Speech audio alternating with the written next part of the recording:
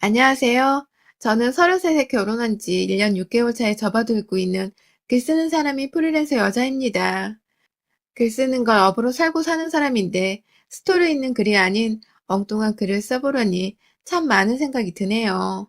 그럼에도 업을 이어간다 생각하고 정성을 다해 써보도록 하겠습니다. 보통 제 또래 분들은 부모님 나이가 어떻게 되는지 모르겠네요. 확실한 건 저희 부모님의 나이가 제 또래의 자식을 가진 분들에 비해서 상당히 어리다는 것이었죠. 꽃다운 18살의 고등학교를 재학 중이던 저희 엄마가 저를 임신하셨습니다.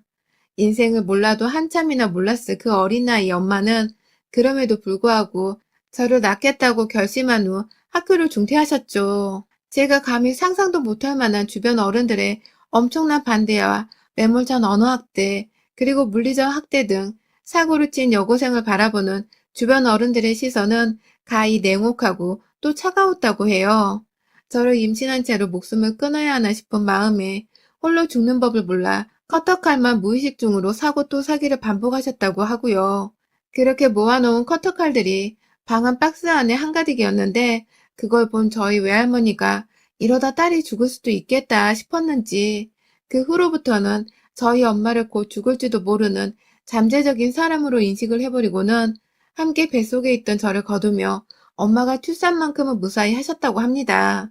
다행히 외조부모의 도움으로 검정고시까지 무사히 마치셨고 대학을 가지는 못했지만 저를 키워내며 참 열심히도 사셨다고 해요.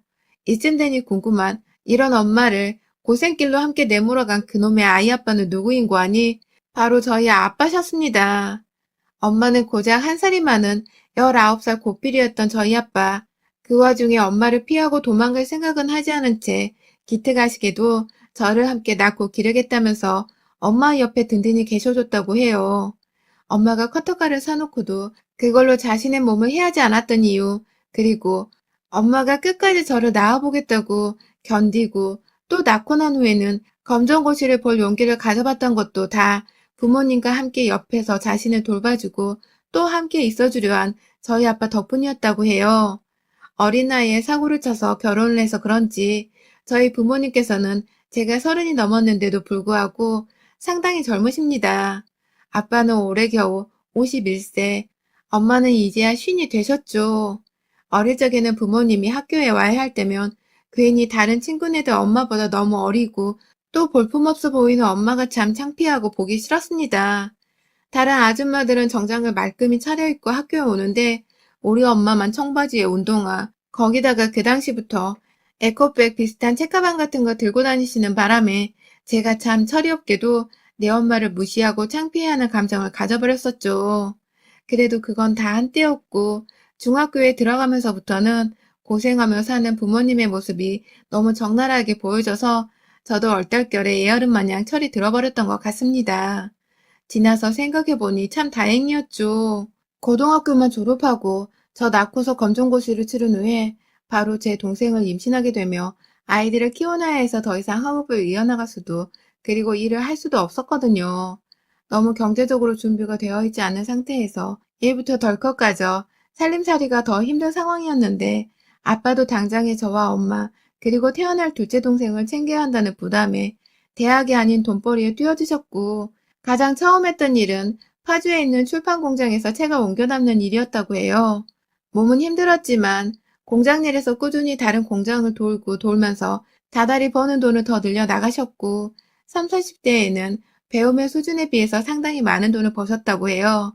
워낙 모아놓은 돈이 없었고 마냥 양가 부모님께 의지를 할 수 없었기 때문에 빚을 내고 또 내서 거의 통장 잔고가 마이너스만을 찍고 있었을 때여서 돈을 버는 족족 갚아야 할 빚을 해결하고 또 여기저기 빌려왔던 돈들을 갚아나가느라 바로 모을 수는 없었지만 아빠는 그렇게 어린 나이에 청춘을 완전히 버려둔 채 엄마와 저희들을 위해 자기 몸을 희생하시면서 공장에서의 고생을 다 감수해냈습니다. 집에서 자식들을 키우던 엄마도 제가 머리 크고 나면서는 사방으로 돈을 벌어보겠다고 뛰어다니셨고 그건 저희가 다 크고 나서도 마찬가지셨습니다. 아빠는 한 6년 전부터 공장 일을 하다가 택배 일을 쭉 하고 계신데 어째 체력적인 소모가 많은지 부쩍 나이가 들어 보이기도 하셨어요.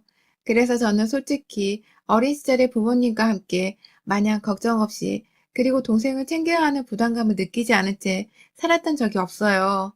매 순간이 부모님 없이 집에서 내가 어떻게든 동생을 잘 지켜내야 한다는 책임감으로 가득 차 있었고, 길을 걷다가도 엄마 손을 잡고 집을 가고 있는 제 또래 애들을 보면 그게 그렇게 부러울 수가 없었죠. 저희 부모님은 시간만 되면 주말이더라도 주말 수당을 받겠다고 일을 하러 나가곤 하셨으니까요. 다행히 그 덕에 그리고 열심히 사는 부모님 보면서 저도 제 일을 열심히 해야겠다는 생각으로 공부를 제법 성실하게 했고, 그 덕에 부모님 보란 듯이 좋은 대학에 들어갔습니다.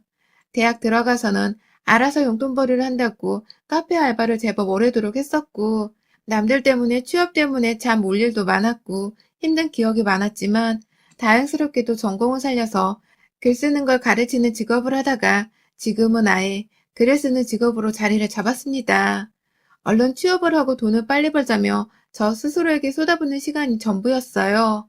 그렇다 보니 연애를 제대로 해보지를 못했었는데, 참, 사람 인연이란 게 따로 있는 건지 이제서야 조금 나 스스로 살아가는 것에 여유로워진 것 같은데, 올해도 결국 싱글이겠구나 하며 연애에 체념을 하던 때에 남편을 만났어요.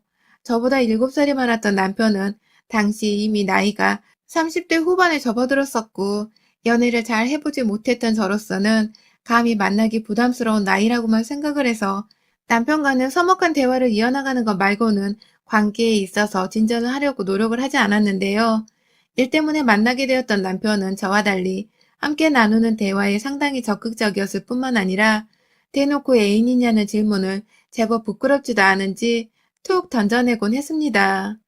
남자랑 얘기를 나눠본다는 것 자체가 많이 어색했던 저로서는 이 남자가 선수인 건가 하는 혼란스러움으로 인해 경계심을 더 가지게 되었고, 그 후로도 알고 지낸 5개월가량은 참 한결같이 행동하고 말하더라고요. 시간이 지나고 나서야 속으로 어쩌면 이 사람의 원래 모습이 이런 건가 보다 하면서 차츰 이해를 해보게 되었고, 나중에서야 알게 되었죠. 상대를 알아가고 이해해보려 하는 마음을 가지는 것 자체가 좋아하는 것을 뜻하는 거란 걸요.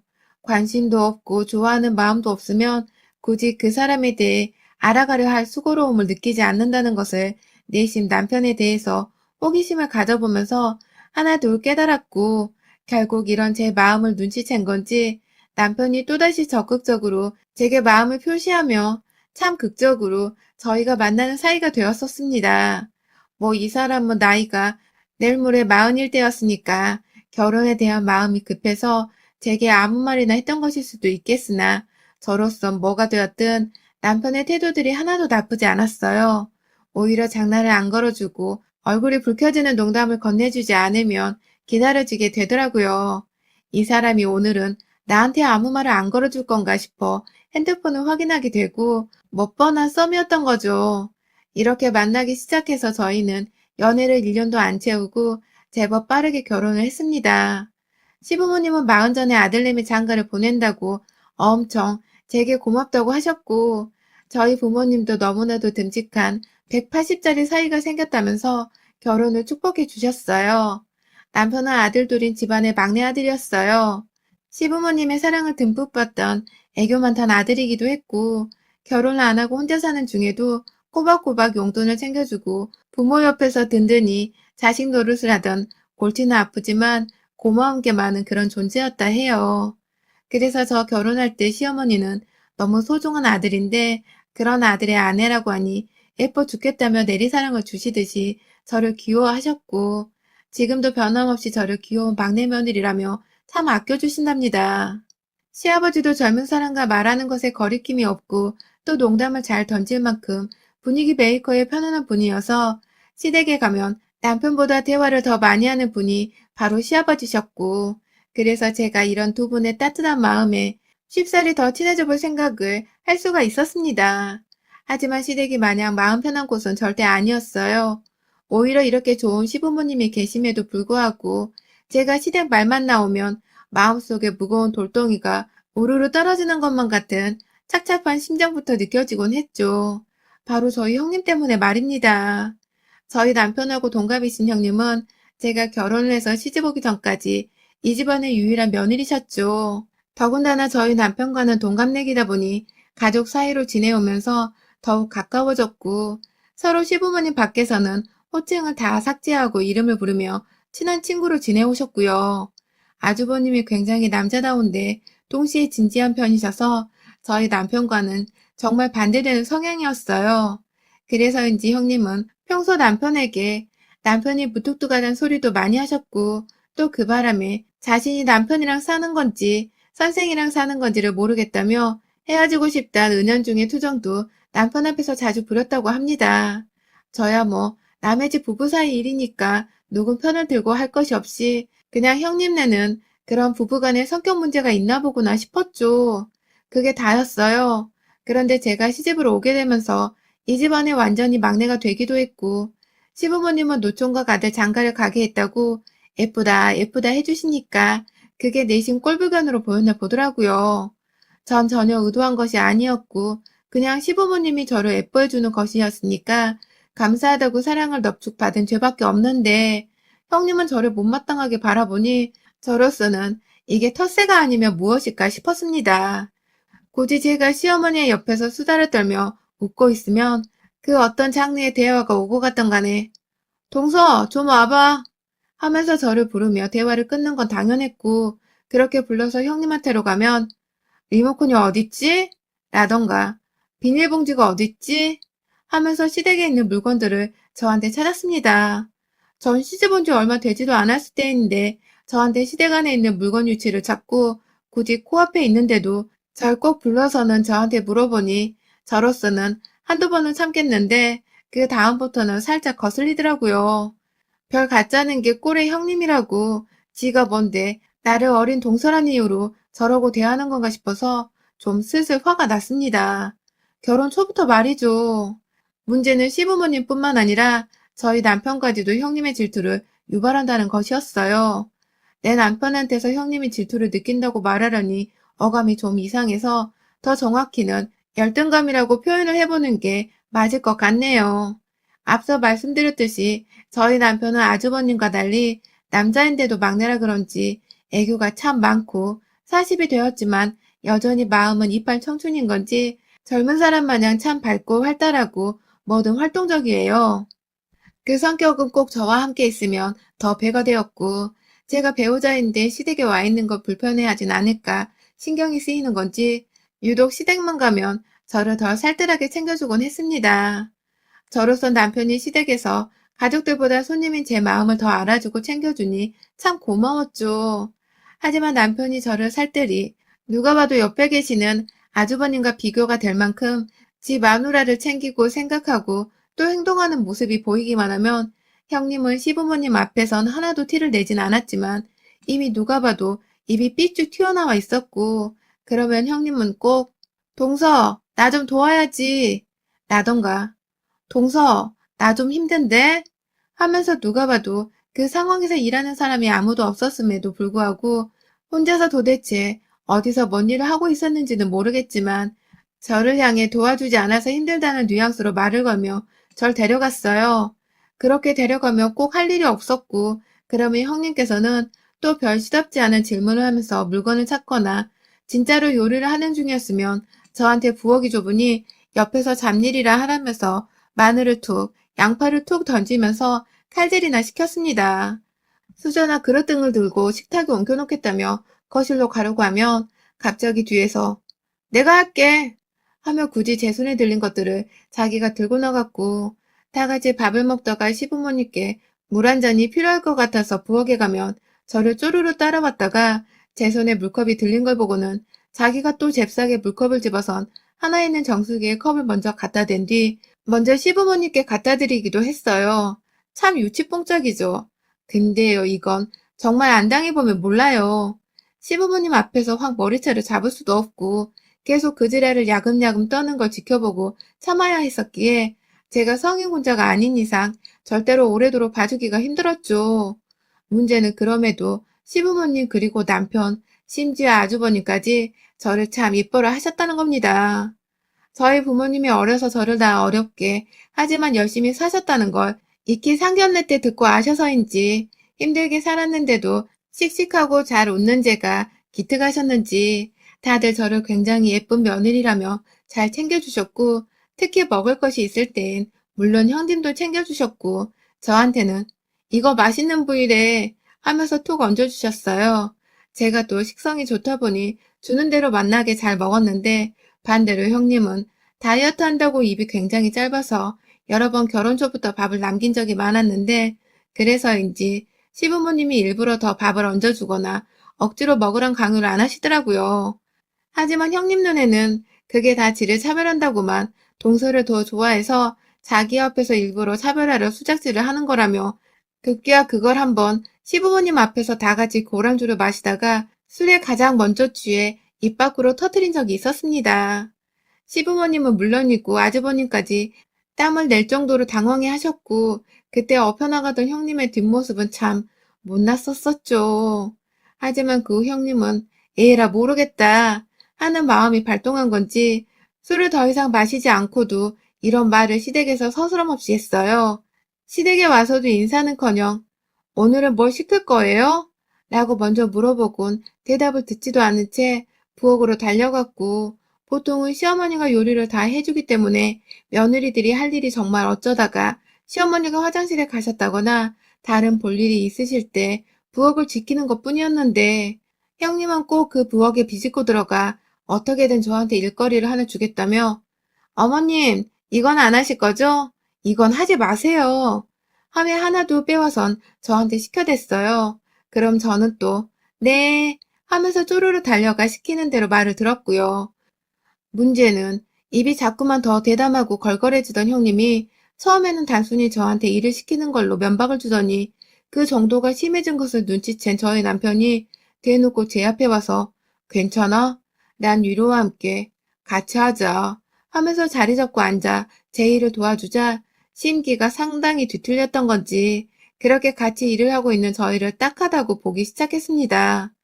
일부러 속이 뒤집힌 그런 표정을 지어 보이면서 저희를 난처하게 하려는 것이었죠. 그리고는 저의 피부부터 시작해서 입고 있는 옷까지 관리를 좀 해야겠다 라며, 서방님, 동서 관리 좀 시켜주세요. 나보다 나이 들어 보인다고 하겠어 곧 하며 실실 쪼개는데, 저희 남편이 에이 그럴 리가, 이렇게 젊고 예쁜데 훨 어려 보이지 하며 약 올린다고 반문을 딱 해버렸죠. 속으로 얼마나 통쾌하던지요. 그런데 얼마 전 형님이 참 도리없는 말을 했습니다. 글쎄 형님이 자기네 친정네 아빠가 사줬다며 하루는 날 잡고 옷부터 머리 위에 있는 머리띠까지 거의 풀세트로 명품 아닌 보세 옷을 입고 오신 적이 있는데, 그냥 자기 나이에 맞는 옷 같았습니다. 하지만 형님은 저희 아빠가 젊을 적부터 회사 생활을 하다 보니 센스가 있더라고요 라며 굳이 사돈 어른 말을 꺼내더니, 아빠가 학교도 잘 나오셨고 직장이 탄탄하셔서 오래도록 일한 덕이죠 라며 자화자찬 끝판인 허세를 부리더라고요. 그러더니 급기야 동선의 아버지는 철가방이시지? 라고 한 겁니다. 제가 네? 라고 잘못 들은 줄 알고서 물어보니 형님은 철가방, 그 빈 깡통 철가방 말이야 라고 다시금 또박또박 말을 해줬어요. 제가 정말 못 들은 게 아니라 설마 사람한테 그따위로 철가방이란 명칭을 썼을까 싶어서 잘못 들었겠거니 질문을 한 건데, 급기야 빈 깡통이라는 확인 사살까지 해주더라고요. 빈 깡통이라니, 지 아빠 좋은 학교 나오고 직장 좋았다는 얘기를 다 해놓고는 내 아빠한테는 빈 깡통인 철가방이라니. 그 자리에서 뭔가 응징을 해야 할 것 같았지만 꾹꾹 참았습니다. 옆에서 가족들이 말하는 뽐새보라면서 혀를 내두르고 있었기에 나 혼자가 아닌 여기에 있는 모두가 전혀를 못 배운 년 취급을 하는구나 하면서 시부모님 앞에서는 최대한 못난 모습을 덩달아 보이지 않겠다며 너그러이 참았어요. 그날 저는 무시를 해야 말이 통하는 종족이네요. 라는 말과 함께 형님을 지글시 쳐다보다 시댁을 나섰고, 어찌 복수를 해줄까 싶어 생각이 잠겨있다가 귀향한 대학 동기가 보내준 집안의 사과 박스가 눈에 보였습니다. 그간 쭉 시골 가서 사과 농장을 한다고 저한테 무료로 보내주기도 하고, 제가 구매를 하려 하면 싼 가격에 몇 박스를 얹어 더 보내주곤 하는 녀석이었죠. 일단 내 돈으로 사기 싫다고 집에 있는 사과 박스 아래 무게가 나갈 만한 걸 찾아보겠다며 다음날 벽돌까지 구매를 해서는 상자 안에 집어넣었고, 그 위에 사과 몇 개만을 얹은 채 싸그리 새 것처럼 포장을 했습니다. 그리고 그걸 굳이 형님네 집으로 택배를 보냈어요. 형님네가 4층짜리 엘리베이터가 없는 빌라 안에 4층에 살고 있었는데요. 택배 보낼 때 받는 이 전화번호까지 저로 해놨고 상암 주의라는 문구까지 추신으로 적어놨습니다. 아니나 다를까 택배가 도착한 이틀 뒤 기사님은 몇 호냐고 물으러 제게 전화를 하셨지만 저는 빌라 입구 앞에다가 놔두라고만 부탁을 드렸고 저희 형님의 전화번호를 알려주면서 택배 왔으니 상하기 전에 빨리 가져가라는 문자를 남겨달라 요구를 했죠. 그러자 형님은 그 문자를 보고 바로 상하기 전에 가져가야 한다고 생각을 했던지 현관 밖을 나왔고 아무것도 없는 걸 보곤 1층까지 내려간 것 같아요. 내려왔더니 자기 이름으로 무거운 박스가 통으로 있는데 이걸 혼자 어떻게 이고 가냐면서 제가 그날 혹여나 싶어 택배 위치 살펴보다 도착 시간 전에 기사님께 전화를 드려 미리 형님네 앞에 가 있었거든요. 형님은 아주 그냥 그 자리에서 씩씩거리면서 몇 번 들쳐 올려보려 하다가 결국 포기를 하더라고요. 땀 한 번 쏟아내고서 기사한테 따져묻기라도 하려는 건지 기사한테 전화를 하셨는데 기사분의 대답은 뻔했죠. 1층을 놔달라고 할 땐 언제고 다시 전화가 와선 왜 올라오지 않았냐고 따지는 거냐며 뭐라 하셨겠고 그러다 형님은 얼굴이 또 울그락불그락해선 상자에 적힌 전화번호를 뒤늦게 살펴봤어요. 보내는 사람 이름이 저희 아빠로 되어 있으니 형님은 전혀 저일 거라곤 눈치를 못 챘고 그제서야 전화를 해보겠다면서 자기 핸드폰에 적힌 전화번호를 찍는데 찍다 보니 제 이름이 떴나보더라고요. 제가 전화를 받자마자 야, 너 지금 나하고 장난하는 거야, 뭐야? 하면서 분통을 터뜨리는데 저는 끝까지 차분한 평정심을 유지한 채 말했습니다. 형님, 직접 농장하는 친구가 보내온 얼음골 맛집 사과인데 지난번에 제대로 화해도 못하고 나와 죄송한 마음에 보내드렸어요. 친구 말로는 적정기에 보내려 했는데 일이 밀려 늦었다면서 며칠 내로 빨리 먹어야 가장 맛있다고 하네요. 더 놔두면 상한다고. 제 마음이니까 화 풀고 맛나게 드세요.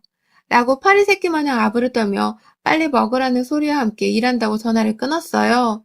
형님은 남편이 오면 들게 하려는지 한참 또 혼자 씨름을 하다가 결국 포기를 하고 땀을 닦으며 다시 또 4층으로 올라갔고 저는 그날 오랜만에 아주버님을 집에 불러 같이 형님에 대해 얘기나 나눠보자며 힘들고 서럽다는 하소연과 함께 소주를 나눠 까면서 술이 알딸딸하게 취한 채로 보내드렸고 결국 그날 형님은 사과 박스를 또 집에 올리지 못했다면서 다음날 다시 1층으로 내려가셨죠. 저야 뭐 여전히 1층에 남겨진 사과 박스를 아침에 한번 체크했고 그날부터 형님은 여러 번 집안으로 박스를 올려보겠다고 발악을 했겠으나 저는 며칠 내내 아주버님을 집으로 불러 얘기를 나누는 명목으로 맛있는 안주와 술을 마시고 또 아주버님이 간간히 형님으로부터 쌓여왔을 스트레스를 풀어준다고 한참을 붙잡아 놔서 매번 아주버님은 집에 12시가 다 되어 들어갔어요. 일찍 가라고 해도 자기가 가기 싫다고 더 있겠다고 하니 저와 남편을 말릴 이유가 없었고요. 형님의 그 까탈스러운 경우 없는 성격을 저희가 더 잘 아는데 오죽 미우면 저럴까 싶어서 불쌍하다며 아주버님께 술 한 잔을 더 권하며 권했지 절대로 집에 가는 소리는 더 안 했습니다. 그리고 나서 4일 후인가 아주 재밌는 소식이 들려왔어요. 글쎄 아주버님이 부부싸움을 해서 집에서 쫓겨난 겁니다. 와이프가 집에만 가면 박스를 옮겨달래. 내가 지 종이야? 라고 말하시는 걸 보니 여전히 사과 박스는 집에 들어가지 못한 채 1층에 있다는 짐작을 했고 아주버님이 쫓겨난 건지 자기가 짐 싸서 나온 건지는 모르겠는데 살기 싫어 죽겠어 하면서 며칠만 재워달라고 신세를 지겠다면서 저희 집에 와서는 지금 손님방을 차지한 채로 출퇴근을 하고 있고요. 뭔 일인가 싶어서 화해를 도와주는 척은 해야 하지 않겠냐며 저희 남편이 형님께 전화를 걸었는데 형님은 글쎄 한의원에 침 맞으러 댕겨와야 한다며 죽는 소리를 해대면서 전화를 마지못해 끊었다더군요. 지금 자기 허리가 중하지 남편 집 나가기 중한 게 아니라면서 말입니다. 그간 형님은 아주버님이 저희 집에서 술을 퍼마시고 늦게 들어가는 동안 혼자 어떻게든 그 아까운 얼음꽃 사과 하나를 먹어보겠다며 4층에서 1층까지 왔다 갔다 해가면서 상자를 옮겨보려다가 결국 허리를 삐끗해 버렸고 결국 아주버님이 사과 박스를 옮기는 걸 도와주지 않았다는 말을 들어보니 혼자서 그걸 가지고 계속 씨름하고 걱정하다가 결국 혼자서 사과라도 얼른 먹어보겠다고 궁상맞게 박스를 1층에서 여러 번을 보더라고요. 그리고는 사과는커녕 줄줄이 밑에 벽돌이 가득한 꼴을 보고는 열불이 나서 저한테 전화를 하려 했으나 이미 때는 늦어 허리가 만신창이가 되어버린 바람에 병원 신세부터 진다고 한의원에 침 맞으러 울며 겨자 먹기로 외출을 하고 있었고요. 그 와중에 제 욕을 하고 싶었는지 벽돌씨 라고 하시다가 허리가 또 아팠는지 말 시키지 말라며 전화를 끊었다더군요. 남편은 저한테 벽돌이 뭐야? 라고 물어보는데 저는 그런 게 있어 하며 실실 쪼갰고 며칠 후 진정이 되었는지 형님은 저한테 따로 전화가 왔는데 제가 받지 않다가 형님, 빈 깡통인 철가방 덕에 형님이 그간 택배를 편하게 잘 받고 산 거예요. 철가방 없인 여기다 허리 아작난 거고요. 하면서 문자 하나를 달랑 보냈고 이후 불같이 형님께 전화가 왔지만 쌤통이다 이년아 하는 말과 함께 전화를 후다닥 끊어버렸습니다. 결국 저는 아무 흔적도 남기지 않은 채 택배기사를 향해 정의로운 문자만을 남긴 채 형님께 홍군형을 내준 정의의 사도가 되었고 형님은 주변에 아무리 제 욕을 퍼붓고 다니라 해도 시부모님이나 아주버님이나 듣지 않고 믿어주지를 않으니 제 풀에 꺾여 다음부터는 시댁에 오지를 않더라고요. 본인이 스스로 발길을 끊어버린 것입니다. 뭐 그 덕에 저는 이제 시댁을 가려 하면 불편한 마음보다 반가운 마음이 먼저 들었고요. 그 사이 아주버님은 화해를 하긴 했는데 뭐 작게라도 싸우기만 하면 망설임 없이 저희 집에 와서 소주를 까느라고 이젠 형님과 저희 남편보다 저와 아주버님의 사이가 더 돈독해졌을 정도로 가까워졌어요. 계속 이렇게 살면 형님의 뚜껑은 날이 갈수록 높아지겠죠.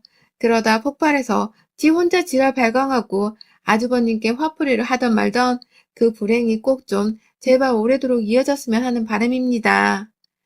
열심히 사는 우리 아버지를 직업 하나로 까내리는 것들은 인생의 행복을 느낄 가치가 없어요. 그럴 인성도 그릇도 재간도 없는 것들이니까요. 여러분의 생각은 댓글로 남겨주세요. 오늘도 시청해주셔서 정말 감사합니다.